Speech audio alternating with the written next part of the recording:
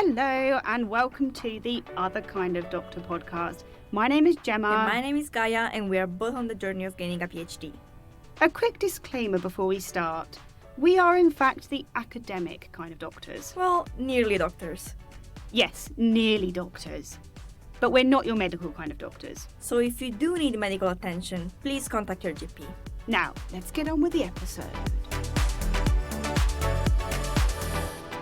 Hello! Hello! And welcome back to another episode of the Other Kind of Doctor podcast. How was your week, Gemma? I don't know, what have I been up to this week? Marking. You've been marking so I feel much. like I do actually do other stuff apart from marking, but it's like when you're marking, nothing else matters. Yeah, so that's been consuming my thoughts quite a bit. Went to my first inaugural lecture last week. Very fun. That was really fun. Oh yeah, I was there. You were there. I was like... That was really fun. So Yeah. An inaugural lecture is a lecture that professors put on.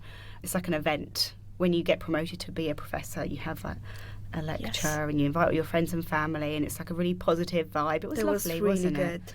What have you been up to? I've been basically not doing anything, but my cat that I have in Italy has had a fight yesterday with his worn enemy Oreo, the cat. Oh. So there was a big event that happened yesterday. Big Actually, cat they didn't even fight. They just yell at each other. Oh, you should video that.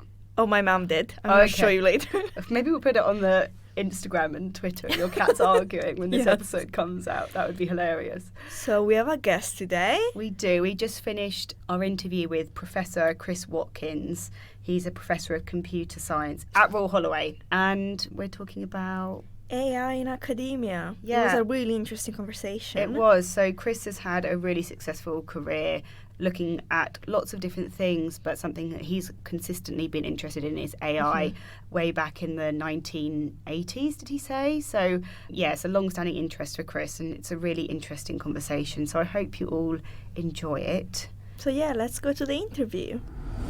So we're really happy to welcome Professor Chris Watkins, who is a professor of computer science, onto the Other Kind of Doctor podcast today. Very exciting. We are really excited to have you. Thank you so much for coming in to talk to us today. Gaia, what are we talking about today?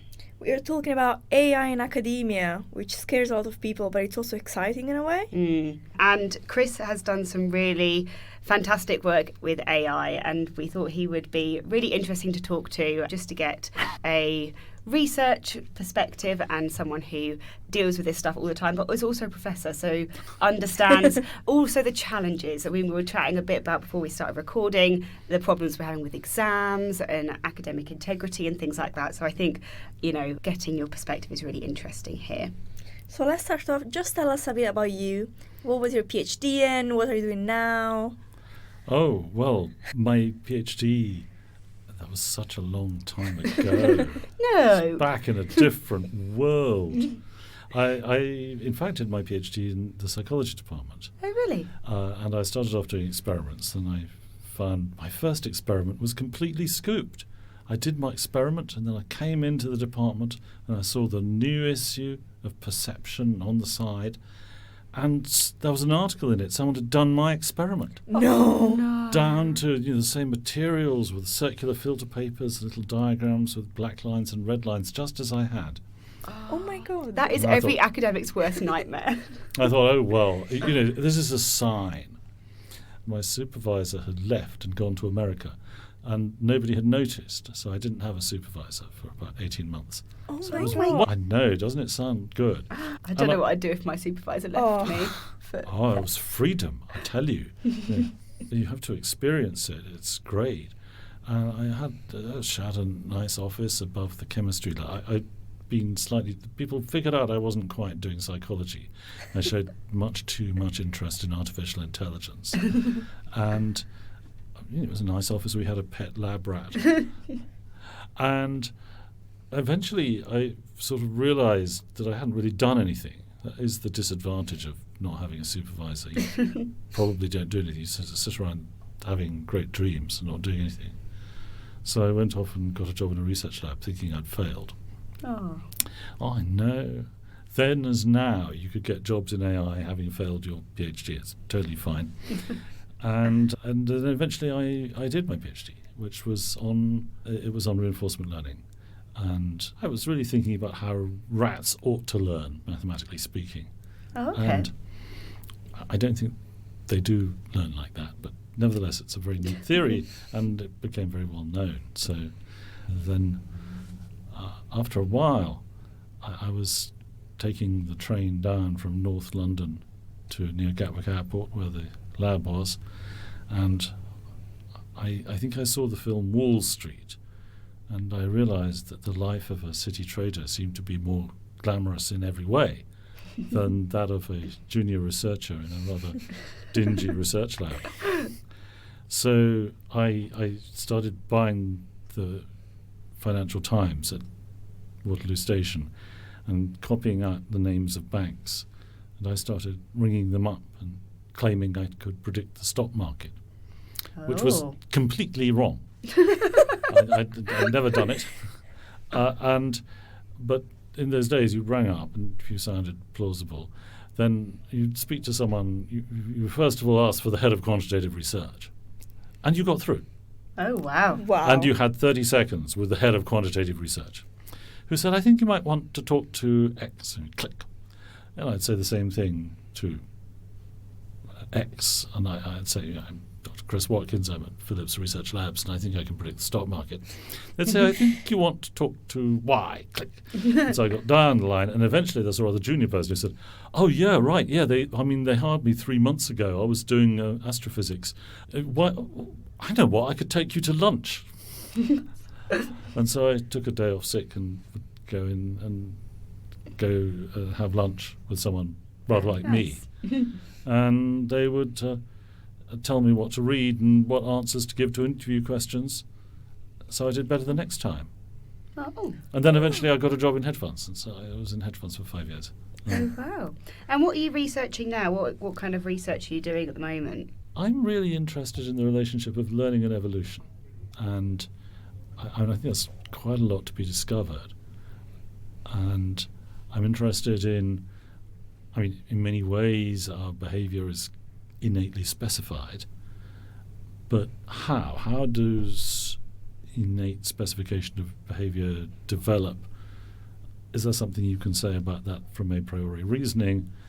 And in order to get to there, you need to kind of do genetic algorithms right, and I'm trying to do that. So it's very exciting. Yeah, that's really cool. So obviously within the last couple of years, especially in 2023 and going into 2024, AI and Gen AI has exploded, and everyone's talking about it. You know, right from, I'm not quite sure my grandma's been talking about it, but even like my people who aren't in academia, who aren't in computer science, are talking about AI. And I wondered what interests you about AI and how long you've been researching it. Obviously, you mentioned there that you were kind of interested in it back in your PhD days, but what interests you about artificial intelligence? I suppose I've always wanted to know how the mind works, and the way to study that seemed to me to do AI. That it's extremely difficult to go in from the outside with psychology experiments. Yeah. You do one experiment, and then you've got to do another one.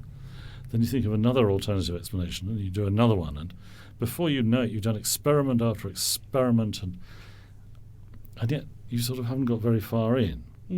Neuroscience is, well, I'm starting to read about that, but the shortcut seemed to be AI. So that's what I liked about AI. But the new AI is really shocking. Now, I think that people outside the field think, oh, that's cool. All right, we can talk to computers now. Oh, that's great. Yeah. Yeah, okay. Mm-hmm. People who had seen over 30, 40 years how difficult, how many unsuccessful attempts there were to get computers to understand and produce language, how complicated it is, are completely shocked and absolutely blown away by the success of GPT-3 and ChatGPT. and these other language models, which are now improving in limited ways very fast. Yeah. Yeah. And ChatGPT was a real shock. You'd say that for about 100 years since Bertrand Russell on denoting, there'd been this project that you would need to represent what someone's saying in terms of logic, that you could get the grammatical structure of a sentence, and then you've got to get all the pragmatics and kind of intentions as well, and mesh all this together, and then somehow you get language. And then these engineers just start building bigger and bigger networks predicting the next word, and they produce something far more impressive than had ever been produced by the older techniques. And here we are. And even the people who produced GPT-3 were surprised. If you read the original GPT-3 paper, it's called something like large language models demonstrate one-shot learning. They didn't really realize what they'd got. Oh. And the technical success was extraordinary. Nobody had been expecting scaling up and just using more data to produce that level of improvement. But they have. And the scale of these systems is absolutely extraordinary. So you can have a system with superhuman knowledge sitting in your laptop, and you can talk to it privately. Yeah. Yeah. It's stupid, but it's got superhuman knowledge. Yeah. It's actually so interesting as well. Yeah. So lots of people are scared about AI taking over academia. Do you think that's justified? Well, there are. Let's see. I think there are a number of aspects of that. The one that's affecting most of us most immediately is GPT-4 can write pretty good essays. It can write essays which are good enough to hand in without embarrassment, with relatively little effort. I mean, maybe not just from one prompt, but you prompt it and then say, well, can you make that a bit longer and say this as well, and so on. And you get something very quickly which is sort of structured like an essay, which reads very fluently. It doesn't have any grammatical mistakes. It's got correct punctuation and paragraphs.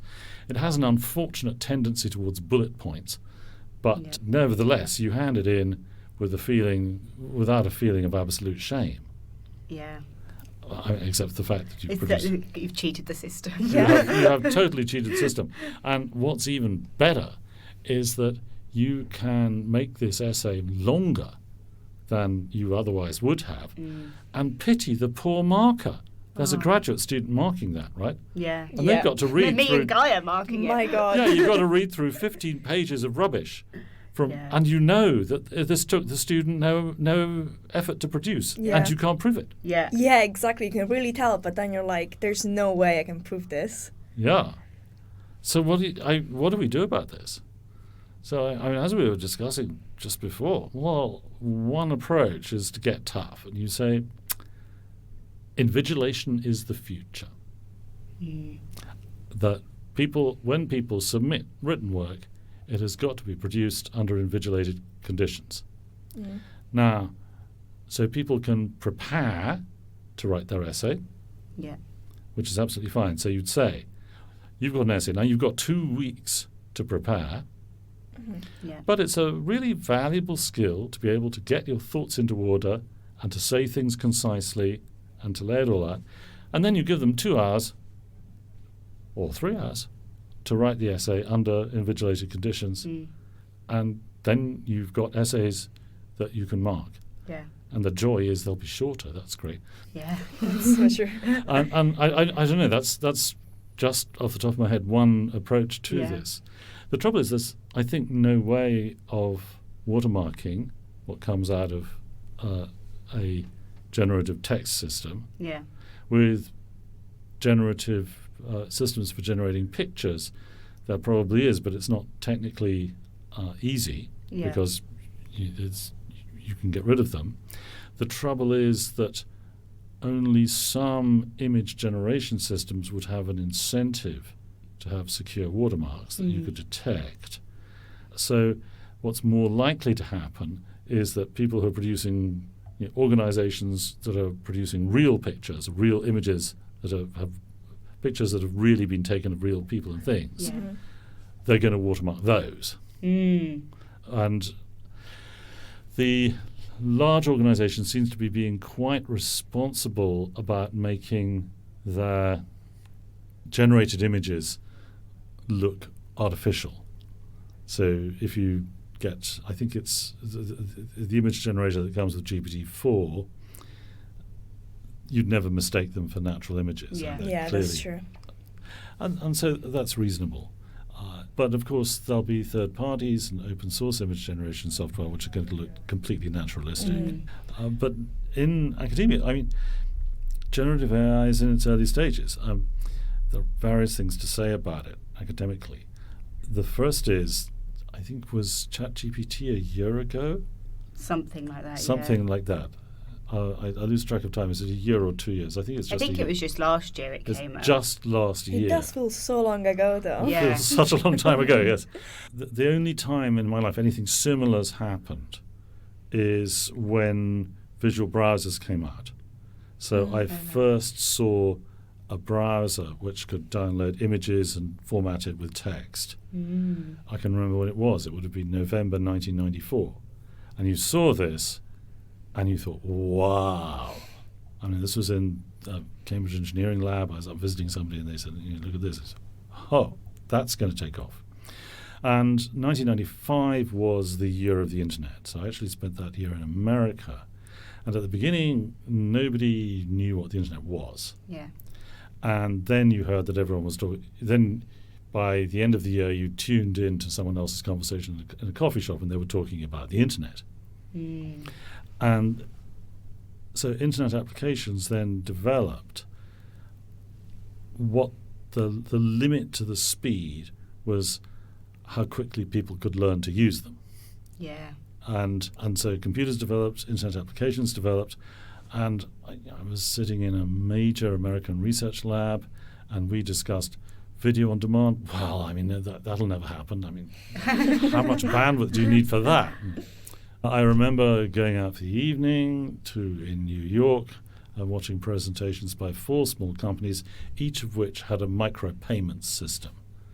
One of them was called Millicent. You could pay down to amounts of 1,000th of a cent. Oh. And I thought, that's got to be the future. Well, it wasn't. No. So it's very hard to see what the future's going to be, and there's going to be twists and turns.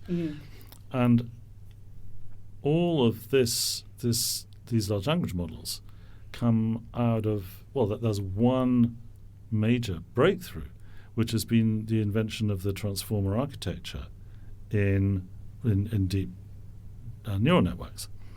Now, the transformer architecture isn't particularly radical. I've just been teaching it, and it's not really that complicated. And my next lecture, I'm going to confess there's a kind of black hole in the course, and that you've learned about the structure of the transformer and everything. We want to know, why does it work so well? Well, we don't really know. I love saying that in lectures. Yeah. It's, I'm keeping that until the end of term, of course. So if you've had one breakthrough like that, it's reasonable to suppose, and I think there will be other breakthroughs like that, and what happens then. And to me, what's a little scary about these breakthroughs is just on what scale these systems are. Now, it's been clear to people who could see that in understanding natural language, we effortlessly can use a huge range of knowledge, knowledge of facts, knowledge of theories, knowledge of cultural practices, and so on. Yeah. And we effortlessly and unconsciously use this to understand what we hear. And we really are using this knowledge because if you don't have that knowledge, then you don't understand. Yeah. can I give a little example? You can edit this out if it's too boring. Yeah, go absolutely. on. Go for it. I mean, I think I've got it by heart. This is from the 1970s. There was an engineer at MIT called Charniak. He was a very practical guy, and he said he took actual children's books. He said, okay, these have got to be simple. And he took actual paragraphs out of children's books and said, how can we tell whether a computer's understood this? And the idea would be you'd have to ask the computer questions about the passage and it would have to reply, like comprehension tests. Yeah. And there was one passage which was like this. It was Jack's birthday. Ben and Jill went to the store to get presents. Jill chose a top. That's a kind of toy, actually. And Ben said, Jack's already got one. He'll make you take it back. Okay. Now, when Ben says he'll make you take it back, exactly what is Jill going to be taking back? Where? Right.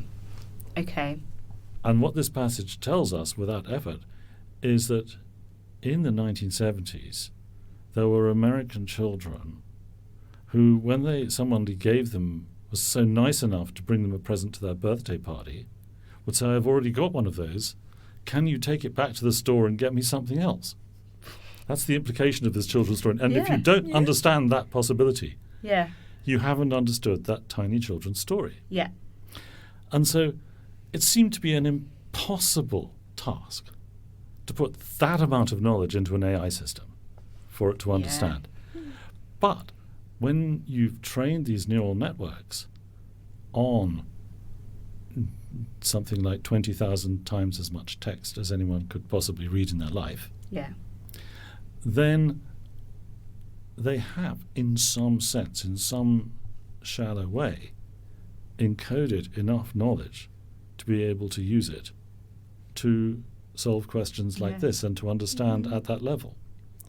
Which is, now that's scary, because this is like the whole of human textual knowledge. And I think this is what is scaring a lot of people about AI. It's just the vast amount of data and knowledge that is in that and how it can reproduce. It's almost like, in terms of, its thinking is beyond anything that, I feel like AI, if it had the right prompts or had the right, descriptions, it's going to, write a grant proposal for me. It's going to do this. It's really, it's... Well, it might not write the grant proposal, but it'll surely write the impact statement. Yeah. And the EDI procedures. Yeah. And various other pieces of boilerplate text which you want to put in. Not that badly. Yeah. Personally, I found it quite useful for writing multiple choice questions.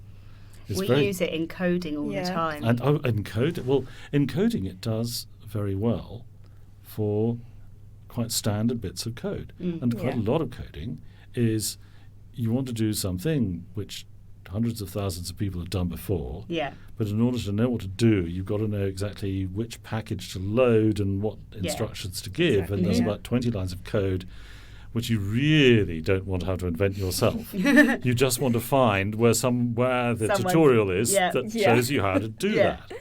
And it's really good at doing that. And I find it incredibly useful. Yeah. And sometimes it sort of does more. But if you want to do something unusual, then it's not so good. Yeah. Yeah, I agree.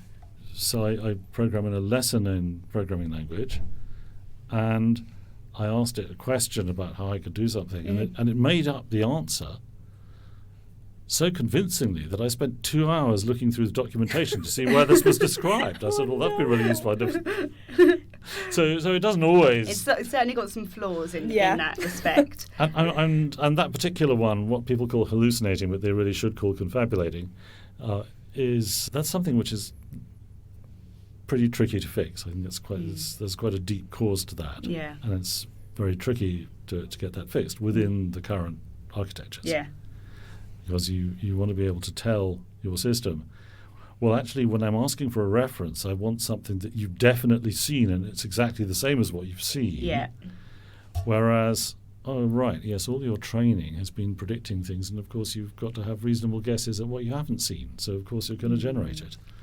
So that's the dilemmas. But as you said, it's to say that it's been about a year since the introduction of ChatGPT, and the sheer amount of money that's going into the development of these systems is enormous. Yeah. So It's, definitely a big topic. I wondered what you thought some of the ethical implications of using AI in research is. So kind of where do we draw a line? So we were just talking about coding, maybe writing some multiple choice questions, things like that. When is it too much? And to follow on from that, should we cite AI? I submitted a paper the other day, and it was you had to make a declaration about whether you've used AI in research, which makes it seem like people are having to cite it or make a kind of declaration. But I would have thought that was wrong, and that you shouldn't be using AI that much in your research because it's not yours. that's an interesting one. I feel at its present stage, it's not really going to produce sort of the original thoughts that go into it. Nevertheless, it's a tool for producing text, and you could argue that it's comparable to a tool for doing statistical analysis or doing your plotting your graphs. Yeah. And you probably say what statistical package you used. Yeah. It's not hugely important that you say what stats package you used, but people will say that in the methods section, and they'll say that's something about the graph plotting. And so a use of AI is saying, I've got this data, can you please plot the following graphs, or can you plot appropriate graphs for this, and it'll do some standard plots. And I don't think it's that different from that, which means that it's kind of nice to cite it, but you don't really have to. I'm unashamedly speciesist at the moment. Okay. So I think with the current state of AI, it is just laughable to say that these things are self-aware or they have rights or anything like that. That's just not true. So using it, people are definitely going to use it as a writing tool. I don't see an inherent ethical problem in using it as a writing tool, because you provide a prompt, you say what you want, and then you check it, and you as the ultimate checker and editor, you take responsibility for that piece of text and what's been said. Yeah. So you can get very embarrassed if you haven't deleted bits saying, as a non-sentient large language model. Or when they make up references, I like that. Yes, and that's kind of hard to stop, actually. So how do you feel about the future of academia now that we're in this AI era? Is it as dire as people think it's going to be, or is it... Oh, do you think it's dire? Yeah, we've spoken to loads of people who think that AI is like the death of academia and things like that. Oh, really? Why? Yeah. Why do they think that? Because it's taking away, like you said, although it's not taking away original thought, it's kind of... AI is doing our jobs for us in that, doing that writing. Where do you see academia going? Are our jobs going to be changing? So are we going to be doing less of that, admin writing things? Are we going to be I hope so. I hope the admin writing gets much easier. I want to have a better language model than other people for doing the admin writing. But I think it's... there are a lot of questions there, and many of them have gone out of my mind. So let's try and think of some answers for these. I think that, well, most obviously, in many subjects, or one of the primary ways of teaching people to think is to get them to read things, to think about it, and then construct arguments in their own words. And that process of thinking about it and then realizing as you write it, oh yes, I hadn't realized that, and oh, that's a good point, and I better restructure this. Oh, so this is how the argument goes. That is the key to clear thought. And that's an essential experience for people to have. So one shouldn't. That's why I think it's going to be necessary to have invigilated essays.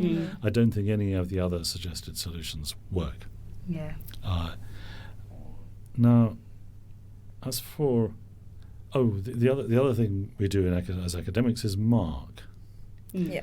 Now, again, I think that you have to take personal responsibility for marking. Yeah. And I don't know about applications of AI in marking essays. I'm sure there will be. I mean, for years, there's a lazy way of marking an essay where you see if the language flows, you read some paragraphs, and all the commas are in, and the person knows how to use commas and full stops and even a semicolon. You say, oh, yes. And you look through and your eye skips down from point to point and you think, yeah, they've mentioned most things. Okay, click A minus, B plus or something. Yeah. I'm pretty sure AI could do that. Yeah. Whereas actually going into it and saying, have they properly used language? Yeah. Have they made a proper argument? Do things connect? Well, AI perhaps can probably do that, but you might have to have more of a conversation with it about the essay. I think there were experiments done some time ago just looking on marking essays, considering the essay as a bag of words, not actually considering the order of the words. But if those essays which used a decent collection of words, educated vocabulary, you could train a little regression classifier, a regression estimator to estimate the mark pretty accurately just from the collection of words that was used. Now, of course, this isn't marking the essay, and it's this would be very much subject to Goodhart's law. If you started marking essays like that, I think the students would catch on. Just writing a list of words. So an indicator, something can be a good indicator without being a good target. Yeah. And similarly in marking, you need to be very careful using AI not to create bad targets. Yeah. But having said that, maybe you get a reduction in labour because you could ask the AI for where are the really bad constructions, where are some arguments that don't follow. If you're marking code, where is the bad code? Yeah. And it could help you find it. Yeah. We've had systems that automatically mark code, so you get students to submit code, and the marking system then has a set of inputs and outputs, and it just checks if the program produces the right answers. Yeah. But that is not a good way to mark code, because you're not marking the style of the code, the correctness for all answers, not just the tests that you've given, and so on. So it does only a fraction of the job. Yeah. That's really interesting, and it'd be interesting to listen back to this podcast episode in a few years' time and see how everything's changed. I'm laying down things for posterity. Yes, this could date very rapidly. So just to bring the conversation to a close, I wondered if you could give your top tip for a PhD student who wants to use AI in their work. What's the best thing that they can do to utilise the tool? What sort of what Gen AI, go for. Gen AI. I think one thing I use it for is a first port of call, trying to understand things that you can't quite Google.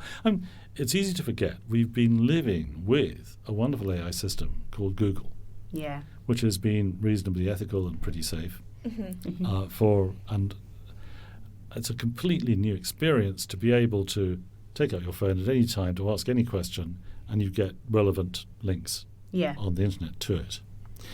Well, at the moment, Gen AI is a step up from that, because you can ask it questions and you're kind of annoyed if you get a stupid reply. It's good enough. So if I wanted to know about who was the first behaviorist or something about psychology, then I can ask it and it'll produce a reply which is usually correct. Yeah. And you're disappointed in it when it's not. And this is extraordinary. Now, that's going to get better, but I think incrementally and slowly. Yeah. I think there are going to be more breakthroughs, and I don't know what they're going to be. We'll be able to ask You just speak. You can already speak into your phone Yeah. and get the. Have a little chat. Do you chat with it on your phone? Sometimes. I don't Oh my use like goodness. Siri that much actually, but my phone's really old because I keep breaking them and I can't. Oh, well, keep when you buying. get I think you can use something called Whisper, and so Okay. then you can chat to ChatGPT with your phone. Oh, interesting. Yeah. Well, I'll have to try that out. So if someone wants to find you online or see your research or anything like that, are you on Twitter? Can people follow you? Are you... Yes, people can follow me on Twitter if they look for me, and I don't say much. And I'm in the computer science department. I'm Chris Watkins. I'm easily findable. Yeah. I went through a phase of putting on grant applications that Royal Holloway was a really great place to do interdisciplinary studies, interdisciplinary research, because all the other departments are within 2 minutes walk. And I realised that might not create quite the right impression to grant awarding bodies. I stopped doing that. Well, it didn't work.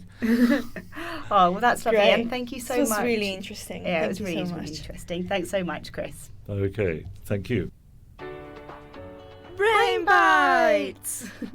Sorry if that was really loud. I've been told people like the brain bites bit. The brain bite Like the singing. yes. Yeah, okay. Well, we'll have to keep doing that then. So this week, I actually recently got a purple keyboard It is so cute. and a matching mouse. And I love it, and I feel like it makes me more productive and makes me write more. In my little tippy-tap little keyboard, it's very satisfying. But does it actually, or is it just you thinking that it Is does? it just me buying stuff for no reason? Well, we did some research on whether having a tidy or an aesthetically pleasing workspace helps with productivity. And we found that personalising office desks with aesthetic decor can help enhance a sense of belonging and pride. Having a personal touch on your office desk, such as plants or photographs, organisers, having all of this helps create an environment that employees can truly call their own. Yes, and research by Dr. Craig Knight showed that having control over your own space can make workers happier and more comfortable at work, and it can increase productivity up to 32%. Wow. So we should Wow. all have little, whatever you like to make your office space Whatever feel nice. color keyboard you want, you should buy it. Yeah, you don't have to have a purple one. Maybe you could get a green one. You should have a pink one. That's what I was about to say. I'm gonna get a pink one. Well, that's it for today. Thanks so much for listening to another episode of the Other Kind of Doctor podcast. As usual, don't forget to subscribe to the podcast and review it as well. Where can people find us, Gaia? On social media at otherdoctor_pod. Fabulous. Our transcriptions for the episode are on our website, which is www.theotherkinddoctor.wordpress.com. And as always, thanks so much to the Royal Holloway Doctoral School for supporting this podcast, as well as our fantastic podcast team. Bye.